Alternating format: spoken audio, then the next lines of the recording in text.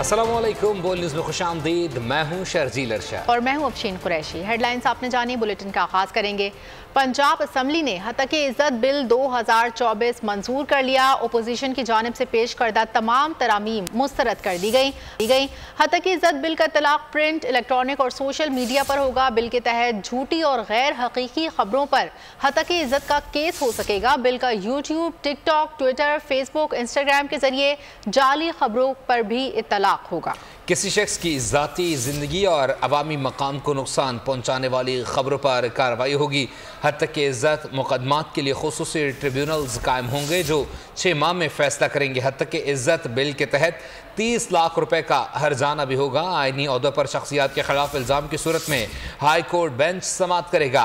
ख़वातीन और ख्वाजा सराओं के लिए केस के लिए कानूनी मुआवनत हुकूमती लीगल टीम देगी। वज़ीर पार्लिमानी अमूर पंजाब मुश्तबा शुजाउर रहमान ने बिल ऐवान में पेश किया था।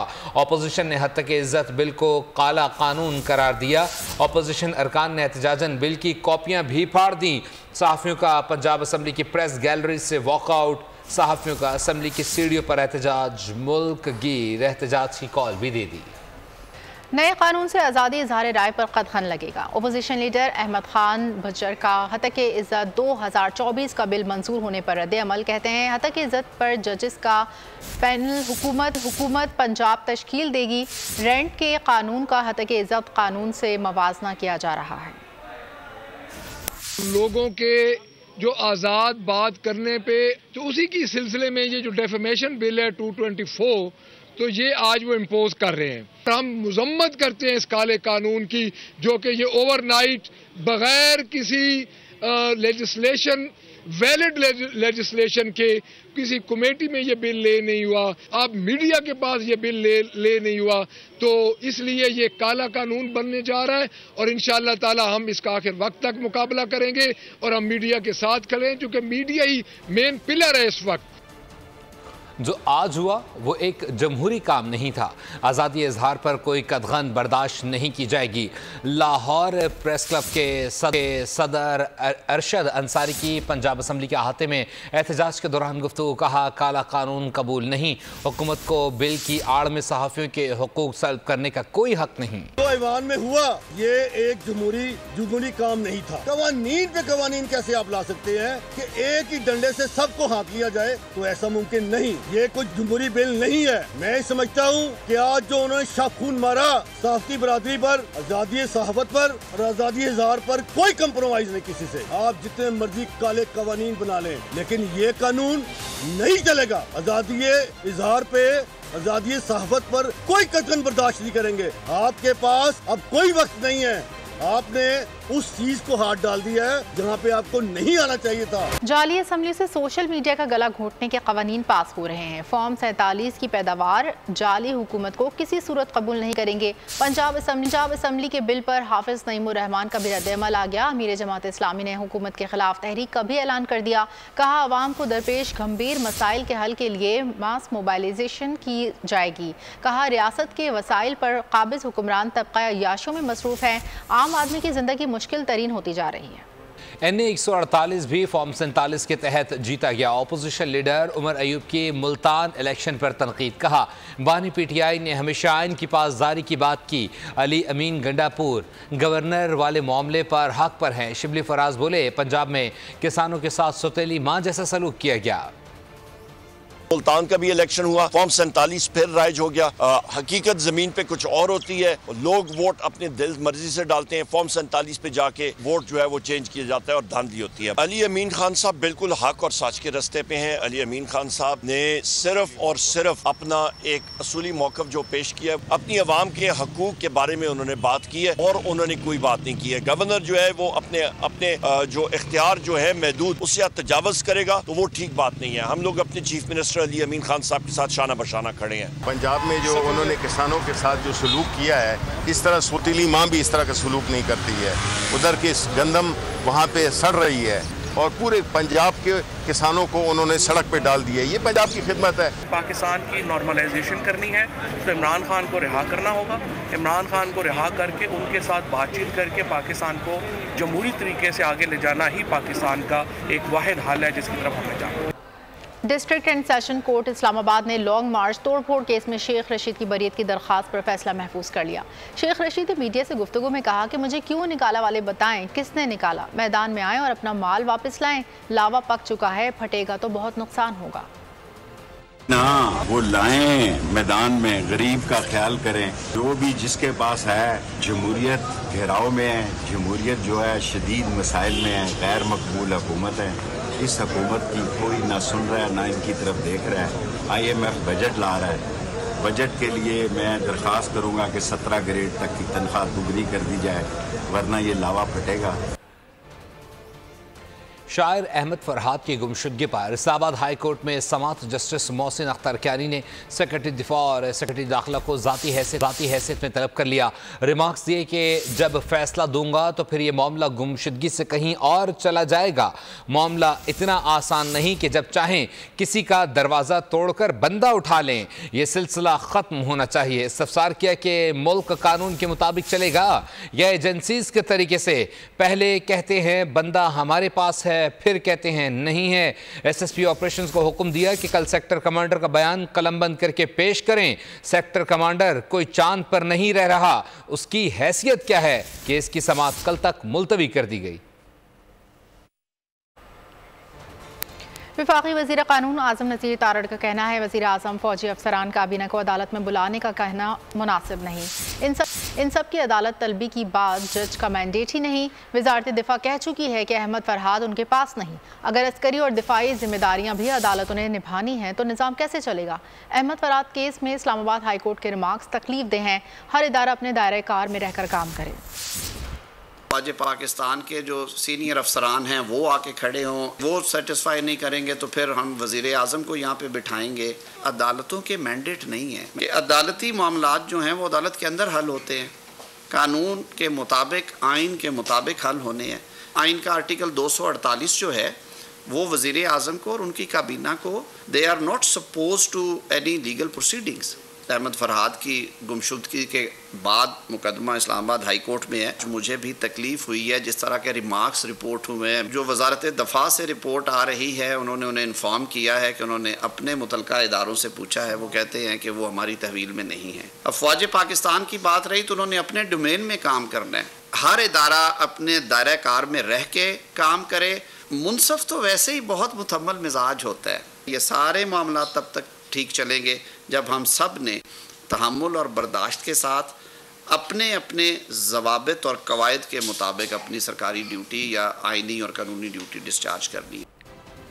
आज़ादी मार्च और तोड़ फोड़ के 2 मुकदमात में बानी PTI को बरी कर दिया गया। एक मुकदमा थाना कोसार और दूसरा कराची कंपनी में दर्ज है। इस्लामाबाद की सेशन अदालतों ने महफूज फैसला सुना दिया। शाह महमूद कुरैशी, शेख रशीद, फैसल जावेद, कासिम सूरी, राजा खुर्रम नवाज को भी अदालत ने बरी कर दिया। इलेक्ट्रॉनिक क्राइम एक्ट के मामले पर वज़ीर आज़म ऑफिस से सियासी कमेटी के क़याम का ऐलान कर दिया। नोटिफिकेशन के मुताबिक राना सनाउल्लाह कमेटी के चेयरमैन होंगे। कमेटी में आज़म नज़ीर तारड़, अताउल्लाह तारड़, खालिद मकबूल सिद्दीकी, शेजा फातिमा, खालिद हुसैन मक्सी, शेरी रहमान, अटॉर्नी जनरल भी शामिल। कमेटी इलेक्ट्रॉनिक क्राइम एक्ट से मुतालिक सियासी मुफाहमत पैदा करने की कोशिश करेगी। कमेटी बिल की तरमीम से मुतालिक भी सिफारिशात मुरतब करेगी। सिफारिशात 15 रोज़ में वज़ीर आज़म को पेश की जाएंगी। कमेटी की सिफारिश पर दीगर अफराद को भी इसका हिस्सा बनाया जा सकता है। ईरान के सदर इब्राहिम रईसी हेलीकॉप्टर हादसे में जान बहक हो गए। वज़ीर ख़ारजा मशरक़ी अज़रबैजान के गवर्नर और आयतुल्लाह ख़ामेनी के नुमाइंदे ख़ुसूसी भी जान बहक हो गए हैं। हेलीकॉप्टर में इब्राहिम रईसी के चीफ गार्ड समेत अमले के 3 अफराद भी सवार थे। सबके जस्द खाकी मिल गए हैं। ईरान में 5 रोज़ा सोग का ऐलान कर दिया गया है। कल ईरानी सदर और वज़ीर ख़ारजा की नमाज जनाजा अदा की जाएगी। इब्राहिम रईसी का हेलीकॉप्टर मौसम की ख़राबी के बायस गिर कर तबाह हुआ। सदर डैम का इफ्तिताह करने के बाद 3 हेलीकॉप्टर्स के काफ़िले की शक्ल में तबरेज़ जा रहे थे। हेलीकॉप्टर हादसा पूरे ईरान को सोगवार कर गया। ईरानी सदर इब्राहिम रईसी, चीफ गार्ड, वजीर खारजा, सूबे मशरकी अजरबैजान के गवर्नर आयतुल्लाह खामनई के नुमाइंदा खुसूसी और हेलीकॉप्टर के अमले के 3 अरकान हादसे में जा बहक हो गए। जाए हादसा से जज्द खाकी तबरेज़ मुंतकिल कर दिए गए। ईरान में 5 रोजा सोग का ऐलान कर दिया गया। ईरानी सदर पड़ोसी मुल्क अजरबैजान में एक मुश्तरका डैम के इफ्तिताह के बाद ईरान वापस आ रहे थे कि मौसम की खराबी और शदीद फोग के बाइस हेलीकॉप्टर हादसे का शिकार हो गया। रेस्क्यू कामों में मुश्किलात का सामना हुआ और हेलीकॉप्टर को तलाश करने में घंटों लग गए। लाशों को तबरेज़ के एक अस्पताल मुंतकिल किया गया जो बुरी तरह जल जाने के बाइस नाकाबिले शनाख्त हैं। ईरानी सदर इब्राहिम रईसी के हेलीकॉप्टर हादसे में जाँ बहक होने के बाद मुल्क के सुप्रीम लीडर अली खामनाई ने मोहम्मद मखबर को 2 माह के लिए ईरान का सदर मुकर्रर कर दिया।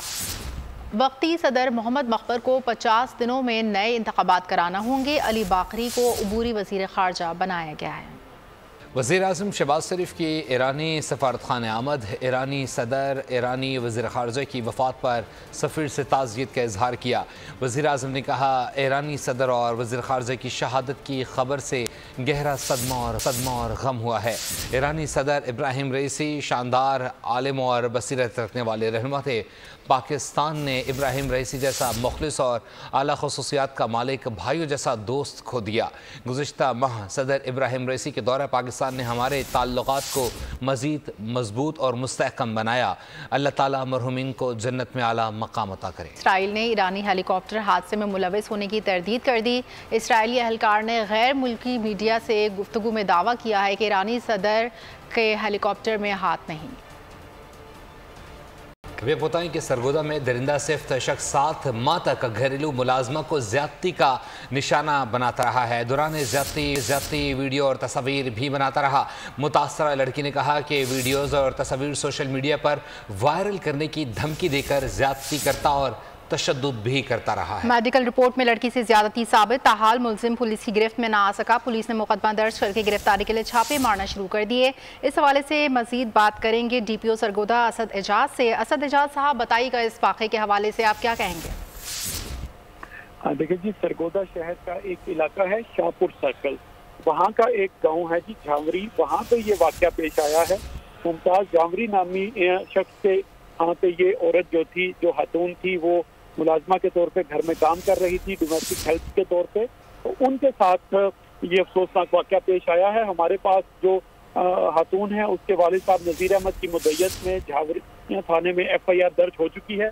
पुलिस की स्पेशल टीम जो है DSP शाहपुर की सरबराही में एक तश्कील दी गई है, जो कि मुल्ज़म मुमताज़ की गिरफ्तारी के लिए डिफरेंट जगहों पर रेड कर रही है। फिलहाल मुमताज़ जो है वो कोर्ट से बेल की तरफ बेल के ऊपर है। इंशाल्लाह ताला जल्द ही उनकी बेल कैंसिल करा के उनको अरेस्ट कर दिया जाएगा। ठीक है, ऐसा सर बताइएगा, इस मुकदमे में कौन कौन सी दिफात शामिल की गई हैं? 7 माह तक की दरिंदगी का निशाना बनाता रहा है। देखिए, इसमें बेसिकली 2 मेन दफात शामिल हैं। एक तो ये है जो उनके साथ अनलॉफुल एक्ट करते रहे, जो उनके साथ जो नज़ीर अहमद का बयान है कि उनकी बेटी के साथ जबरदस्ती ज्यादती की जाती रही, उसके लिए 376 लगाया गया है PPC का। और इसके साथ साथ उनका ये भी बयान है कि उनकी इस हरकत की, वो नाजेबा हरकत की वीडियो भी बनाते रहे, उसके लिए PPC का सेक्शन जो है 292 जो है वो FIR में शामिल किया गया है। बहुत शुक्रिया। असद एजाज DPO सरगोदा बोल न्यूज़ से खुसूसी गुफ्तगू कर रहे थे। कराची के इलाके कोरंगी जमान टाउन में शहरियों ने डाकू को मार डाला, साथ ही फरार हो गया। हौस पाक रोड पर 2 डाकू लूट मार कर रहे थे। शहरियों ने एक डाकू को पकड़कर तशद्दुद का निशाना बनाया, जो तशद्दुद से हलाक हो गया। शनाख्त सोहेल के नाम से हुई, मुलजिम का साथी फरार हो गया। कंदकोट का रिहायशी नौजवान डाकू के चुंगल में फंस गया। अहल खाने के मुताबिक नौजवान ज़हीर मलिक को नौकरी का झांसा देकर बुलाया गया। डाकू ने प्लम्बरी के काम के लिए बुलाया और अगवा कर लिया। अगवा और वारदातों में इजाफे के बायस शहरी खौफ में मुब्तला हैं। डाकुओं के डर से शहरी घरों तक महदूद होकर रह गए हैं। निजी बैंक के 5 मुलाजमीन समेत मगवी डाकुओं की कैद में हैं। दूसरी जानिब आपको बताते चलें कि नायब वज़ीर आज़म इसहाक डार काज़किस्तान के शहर आस्ताना पहुँच गए हैं। शंघाई ताउन तंजीम के वज़ीर ख़ारजा के इजलास में शिरकत करेंगे। आपको बताते चलें कि आस्ताना एयरपोर्ट पर काज़किस्तान के आला हुक्काम और पाकिस्तान के सफ़ीर ने इस्तकबाल किया। पाकिस्तान और किर्गिस्तान के वज़ीर ख़ारजा बिश्केक में पाकिस्तानी तलबा की सूरत हाल पर बात करेंगे। किर्गिज़ हुक्काम से अलग मुलाकातें भी करेंगे। वज़ीर आला पंजाब मरीम नवाज शॉपिंग करने खुद मार्केट पहुंच गईं। गुलबर्ग के स्टोर से शॉपिंग की, शहरियों के साथ तस्वीर बनवाई। स्टोर पर मौजूद लड़कियों ने मरीम नवाज के साथ सेल्फी बनाई। आपको पता चलें कि मुजफ्फरगढ़ में शहर सुल्तान में निजी स्कूल के बरामदे का शेड गिरने से एक तालिबे इल्म जाँ बहक और 9 ज़ख्मी हो गए हैं। 3 की हालत तशवीशनाक है। डिप्टी कमिश्नर मियाँ उस्मान अली और DPO सैयद हसनैन हैदर जो है वो खबर पहुँच गए, जबकि तशवीशनाक हालत में 3 ज़ख्मी बच्चों को DHQ अस्पताल मुजफ्फरगढ़ मुंतकिल कर दिया गया है। मज़ीद तफसीलात जान लेते हैं कामरान से। कामरान, अपडेट कीजिएगा। जी बिल्कुल, मुजफ्फरगढ़ के नवाही इलाके शहर सुल्तान में जो है कलर वाली के इलाके में अफसोसनाक हादसा जो है पेश आया है।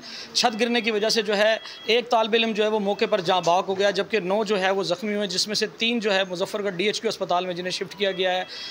एक की हालत जो है वो इस वक्त निश्तर अस्पताल मुंतकिल कर दिया गया, जबकि 2 DHQ अस्पताल में जो है इस वक्त मौजूद हैं। 2 बच्ची हैं। इस वक्त मेरे साथ जो है एडिशनल डिप्टी कमिश्नर भी मौजूद हैं। मज़ीद तफसीलात इनसे जानते हैं। फौरी तौर पर स्कूल को भी बंद कर दिया गया, सील कर दिया गया, उनके खिलाफ FIR भी हो गई है, उनके मालकान को भी अरेस्ट किया जा रहा है। इससे जी 3 बच्चे इधर आए थे, एक थोड़ा सा ज़्यादा सीरियस थे, उनको हमने निश्तर रेफ़र कर दिया है। 2 बच्चों का इलाज जारी है। MS साहब ऊपर खड़े हैं, हमारे चीफ़ कंसल्टेंट ऊपर खड़े हैं, हमारी पूरी टीम ऊपर खड़ी है और इंशाल्लाह हम 100% श्योरिटी देते हैं वालिदैन को कि इनका फ्री इलाज होगा, हर हवाले से मुकम्मल इनका इलाज किया जाएगा। जहाँ तक स्कूल इंतज़ामिया है उनके ख़िलाफ़ कानूनी कार्रवाई की जा रही है। इसके ऊपर मज़ीद भी अब जो डिप्टी कमिश्नर साहब ने है, जो प्राइवेट स्कूल हैं ख़ास तौर पे, उनके को रजिस्ट्रेशन के हवाले से जब तक हमारी बिल्डिंग डिपार्टमेंट उसको ख़ुद विज़िट करके वेरीफाई नहीं करता तब तक हम उनकी रजिस्ट्रेशन को भी ऑफ़ कर रहे हैं। हाँ जी बिल्कुल, कानून के मुताबिक जो है वो कार्रवाई भी की जाएगी, जबकि डिप्टी कमिश्नर मुजफ्फरगढ़ और जो है भारी नफरी के साथ जो है इस वक्त उस स्कूल में उस अहाते में भी जो है वहाँ पर मौजूद हैं, जबकि एडिशनल डिप्टी कमिश्नर हमारे साथ यहाँ मुजफ्फरगढ़ के। कामरान, और अब बात करेंगे गजा की। काबिज इजरायली फ़ौज ने गजा की पट्टी में शहरी आबादी पर 10 से ज़ायद शदीद हमले किए, जिससे 24 घंटों के दौरान 106 अफराद शहीद हो गए। गजा की पट्टी में फ़लस्तीनी अवाम के खिलाफ तबाहकुन इसराइली जारहियत के नतीजे में शोदा की तादाद 35,562 तक पहुँच गई, जबकि 79,652 से ज़ायद अफराद ज़ख्मी हैं। दूसरी जानिब अमरीका की मुख्तलिफ जामियात में तलबा फ़लस्तीनियों से इज़हार यकजहती के लिए कैंप लगाकर एहतजाज कर रहे हैं। गैर मुल्की मीडिया रिपोर्ट्स के मुताबिक आलमी अदालत इंसाफ के चीफ प्रोसिक्यूटर करीम खान ने कहा, जंगी जराइम और गजा जंग की वजह से इजरायली वज़ीर आज़म बेंजामिन नेतन्याहू और दीगर के वारंट गिरफ्तारी जारी करने की दरख्वास्त दी है। हमास रहनुमा याहिया सवार, मोहम्मद दयाब, इस्माइल हनिया, इजरायली वज़ीर दिफा के भी वारंट जारी करने का मुतालबा किया गया है। ICC के जज सबूतों की बुनियाद पर इजरायली वज़ीर आज़म और दीगर के वारंट गिरफ्तारी जारी करने का फैसला करेंगे। इजरायली जंगी काबीना ने आलमी अदालत इंसाफ के प्रोसिक्यूटर के फैसले की मजम्मत की है। आलमी अदालत इंसाफ में गजा और मगरबी किनारे में इजरायली जारहियत की तहकीकात जारी हैं। इस्लामाबाद में साबिक सेनेटर मुश्ताक अहमद खान का सेव गजा कैंप की शिरकत से खिताब। कहा, सेव गजा मुहिम एक गैर सियासी जदोजहद है। मैं तमाम सियासी कारकुनों, तलबा और खवातीन का शुक्रिया अदा करता हूँ जो कैंप में आए। नवंबर से सेव गजा कैंप जारी है। सेव गजा कोई पॉलिटिकल प्लेटफॉर्म नहीं है, सेव गजा की कोई सियासी मकासद नहीं है। सेव गजा सिर्फ एक मकसद के लिए यहाँ बैठी है कि रफा को बचाओ, और वो 15 लाख लोग भूख से भी मर रहे हैं, बारूद से भी मर रहे हैं। 10,000 मलबे तले हैं, 1,300 मास ग्रेव इज्तिमाई कब्रें वो दरियाफ्त हो चुकी हैं। मुस्तकिल धरना गुज़िश्ता 8 दिनों से जारी है कि रात तकरीबन 3 बजे एक गाड़ी हमारे इस धरने के ऊपर चढ़ दौड़ी। पुलिस ने वायलेंस किया, लेकिन हमने अमन से जवाब दिया। विकीलीक्स के बानी की फौरी अमरीका बदरी का मामला टल गया। जूलियन असांज को अमरीका हवालगी के खिलाफ नई अपील का हक मिल गया। लंदन हाई कोर्ट ने अपील की इजाज़त दे दी। 2019 से जेल में कैद जूलियन असांज खुफिया मालूमात अफशा करने पर अमरीका को मतलूब हैं। बरतानवी हुकूमत ने हुक्म दिया था कि जूलियन असांज को अमरीका के फौजी राज अफशा करने के इल्ज़ाम में मुकदमा चलाने के लिए अमरीका भेजा जाए। इसी के साथ ही फिल वक्त न्यूज़ स्टूडियो से इतना ही। मज़ीद खबरों और अपडेट्स के लिए आप विजिट कर सकते हैं हमारी वेबसाइट boldnews.com। देखते रहिए बोल्ड। सब्सक्राइब करें और बेल दबाएं ताकि कोई खबर रह न जाए।